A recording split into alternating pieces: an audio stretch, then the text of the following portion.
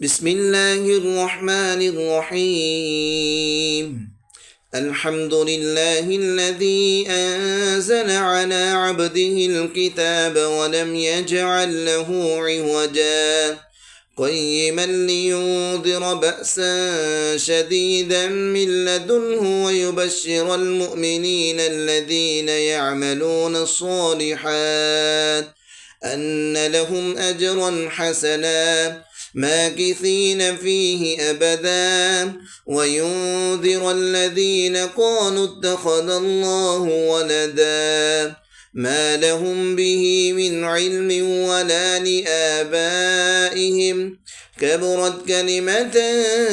تخرج من أفواههم إن يقولون إلا كذبا فلعلك باخئ نفسك على آثارهم إن لم يؤمنوا بهذا الحديث أسفا إنا جعلنا ما على الأرض زينة لها لنبلوهم أيهم أحسن عملا وإنا لجاعلون ما عليها صعيدا جرزا أم حسبت أن أصحاب الكهف والرقيم كانوا من آياتنا عجبا إذ أوى الفتية إلى الكهف فقالوا ربنا آتنا من لدنك رحمة وهيئ لنا من أمرنا رشدا فضربنا على آذانهم في الكهف سنين عددا ثم بعثناهم لنعلم أي الحزبين أحصى لما لبثوا أمدا نحن نقص عليك نبأهم بالحق إنهم فتية آمنوا بربهم وزدناهم هدى وربطنا على قلوبهم إذ قاموا فقالوا ربنا رب السماوات والأرض لن ندعو من دونه إلها لقد قلنا إذا شططا هؤلاء قوم اتخذوا من دونه آلهة لولا يأتون عليهم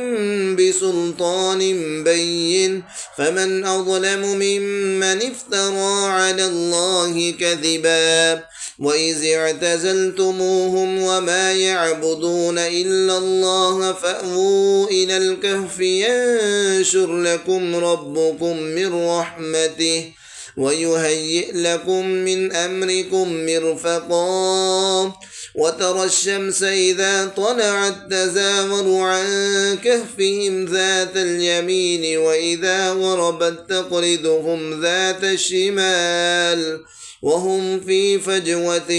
منه ذلك من آيات الله من يهد الله فهو المهتد ومن يضلل فلن تجد له وليا مرشدا وتحسبهم أيقاظا وهم رقود ونقلبهم ذات اليمين وذات الشمال وكلبهم باسط ذراعيه بالوصيد لو اطلعت عليهم لوليت منهم فرارا ولملئت منهم رعبا وكذلك بعثناهم ليتساءلوا بينهم قال قائل منهم كم لبثتم قالوا لبثنا يوما أو بعض يوم قالوا ربكم أعلم بما لبثتم فابعثوا أحدكم بورقكم هذه إلى المدينة فلينظر أيها أزكى طعاما فليأتكم برزق منه وليتلطف ولا يشعرن بكم أحدا إنهم إن يظهروا عليكم يرجموكم أو يعيدوكم في ملتهم ولن تفلحوا إذا أبدا وكذلك أعثرنا عليهم ليعلموا أن وعد الله حق وأن الساعة لا ريب فيها إذ يتنازعون بينهم أمرهم فقالوا ابنوا عليهم بنيانا ربهم أعلم بهم قال الذين غلبوا على أمرهم لنتخذن عليهم مسجدا سيقولون ثلاثة رابعهم كلبهم ويقولون خمسة سادسهم كلبهم رجما بالغيب ويقولون سبعة وثامنهم كلبهم قل ربي أعلم بعدتهم ما يعلمهم إلا قليل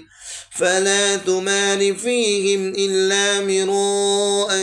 ظاهرا ولا تستفت فيهم منهم أحدا ولا تقولن لشيء إني فاعل ذلك غدا إلا أن يشاء الله واذكر ربك إذا نسيت وقل عسى أن يهديني ربي لأقرب من هذا رشدا ولبثوا في كهفهم 300 سنين وازدادوا 9 قل الله أعلم بما لبثوا له غيب السماوات والأرض أبصر به وأسمع ما لهم من دونه من ولي ولا يشرك في حكمه أحدا واتل ما أوحي إليك من كتاب ربك لا مبدل لكلماته ولن تجد من دونه ملتحدا واصبر نفسك مع الذين يدعون ربهم بالغداة والعشي يريدون وجهه ولا تعد عيناك عنهم تريد زينة الحياة الدنيا ولا تطع من أغفلنا قلبه عن ذكرنا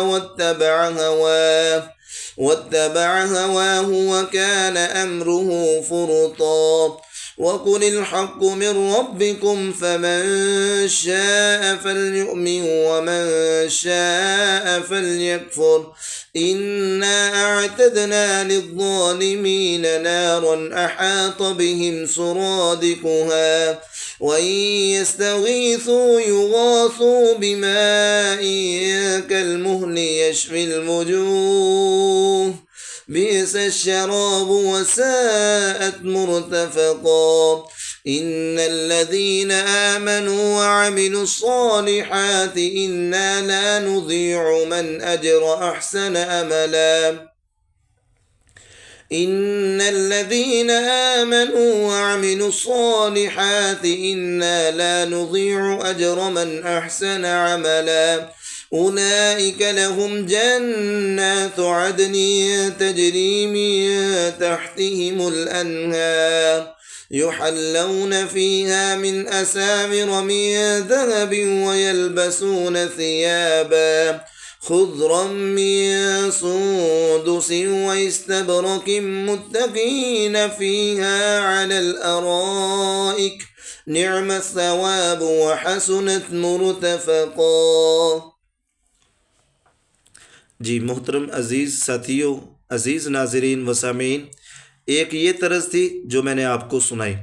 अब आगे पढ़ने लगा हूँ तो आपने ये मुकम्मल सूरत सुननी है, फिर मुझे बताना है कि पहली वाली तर्ज़ ठीक है या कि दूसरी वाली तर्ज़ ठीक है। फिर इंशाअल्लाह आइंदा उस तर्ज़ में वीडियो बनाएंगे, सूरत कहफ़ की तिलावत करेंगे। जी अऊज़ु बिल्लाहि मिनश शैतानिर रजीम। واضرب لهم مثلا الرجلين جعلنا لأحدهما جنتين من أعناب وحفظناهما بنخل وجعلنا بينهما زرعا كلتا الجنتين آتت أكلها ولم تظلم منه شيئا وفجرنا خلالهما نهرا وكان له ثمر فقال لصاحبه وهو يحاوره أنا أكثر منك مالا وأعز نفرا ودخل جنته وهو ظالم لنفسه قال ما أظن أن تبيد هذه أبدا وما أظن الساعة قائمة ولئن رددت إلى ربي لأجدن خيرا منها منقلبا قال له صاحبه وهو يحاوره أكفرت بالذي خلقك من تراب ثم من نطفة ثم سواك رجلا لكن هو الله ربي ولا أشرك بربي أحدا ولولا إذ دخلت جنتك قلت ما شاء الله لا قوة إلا بالله إن ترني أنا أقل منك مالا وولدا فعسى ربي أن يؤتيني خيرا من جنتك ويرسل عليها حسبانا من السماء فتصبح صعيدا زلقا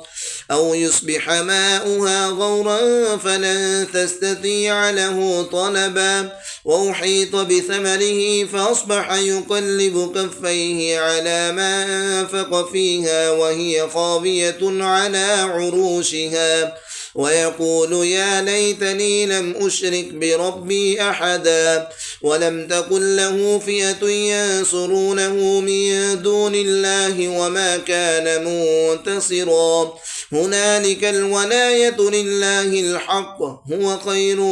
ثوابا وخير عقبا واضرب لهم مثل الحياة الدنيا كماء إن أنزلناه من السماء فاختلط به نبات الأرض فأصبح هشيما تذروه الرياح وكان الله على كل شيء مقتدرا المال والبنون زينة الحياة الدنيا والباقيات الصالحات خير عند ربك ثوابا وخير أملا ويوم نسير الجبال وترى الأرض بارزة وحشرناهم فلم نغادر منهم أحدا وعرضوا على ربك صفا لقد جئتمونا كما خلقناكم أول مرة بل زعمتم أن لن نجعل لكم موعدا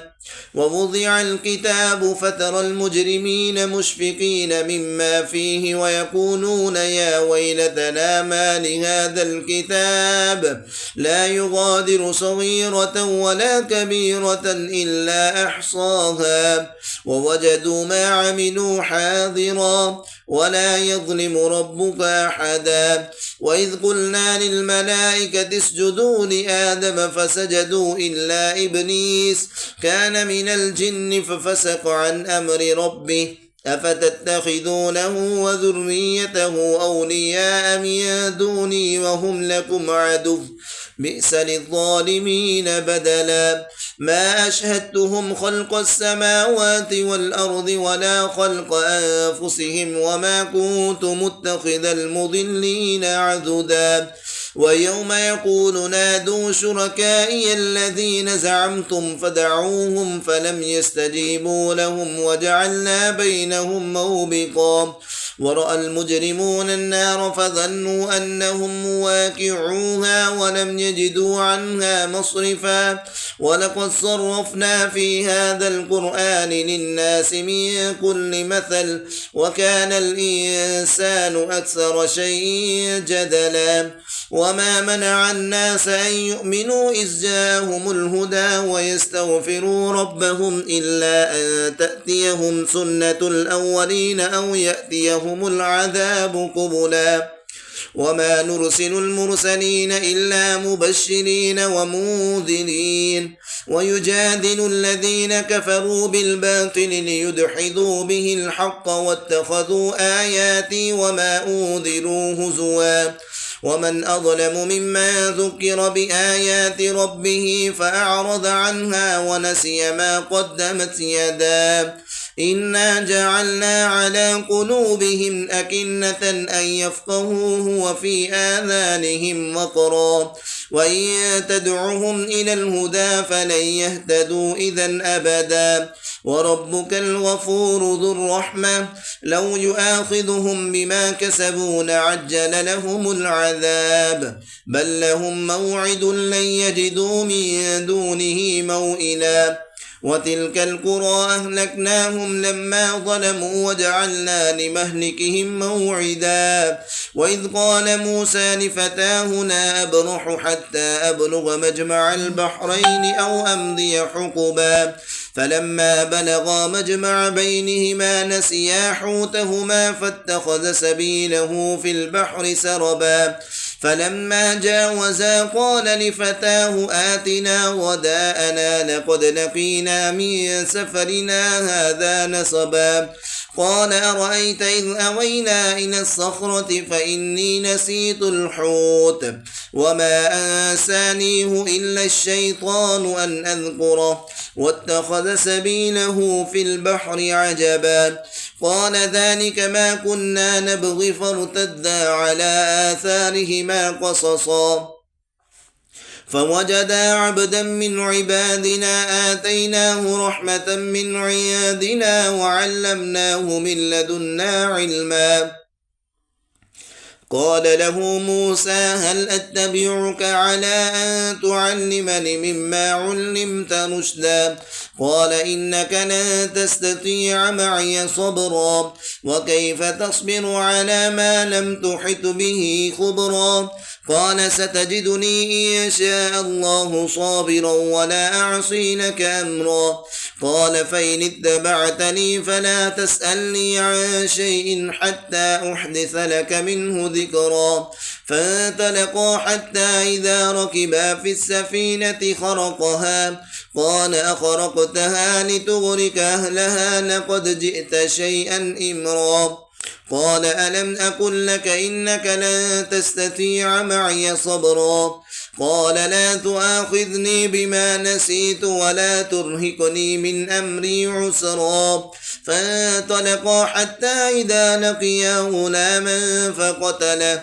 قال قتلت نفسا زكية بغير نفسه لقد جئت شيئا نكرا। अभी जो 16वें पारे वाली सूरत है वो बकाया है, तो आप लाजमन कुरान मजीद के ऊपर से देख के इसको पढ़ लें ताकि ये सूरत मुकम्मल हो जाए। मैं यहाँ तक तिलावत कर रहा हूँ, आपने सुनी है। अल्लाह ताला आपको बरकत दे, अल्लाह ताला आपके मामलात को आसान फरमाए। वीडियो अच्छी लगी लाइक करें, दोस्तों के साथ शेयर करें। चैनल पर नए हैं तो ज़रूर सब्सक्राइब करें। तो दूसरी गुजारिश ये है कि आप या आपके बच्चे कुरान मजीद की तालीम हासिल करना चाहते हैं तो आप एक अच्छी एकेडमी की तलाश में हैं जो बेहतरीन नूरानी कायदा और कुरान नाज़रे के साथ, तजवीद के साथ और हिफ्ज़ प्रोग्राम और तफसीर और दुआएं, जो सारी चीज़ें एक ही प्लेटफार्म पर मिले। तो अल्हम्दुलिल्लाह मुसफ़ा अल कुरान इंस्टीट्यूट जो है वो एक ही प्लेटफार्म में ये सारी चीज़ें मुहैया कर रहा है। तो व्हाट्सएप नंबर पर रब्ता कीजिए। अल्लाह ताला आपका हम सब का हामी नासर हो। अस्सलामु अलैकुम व रहमतुल्लाहि व बरकातुहू।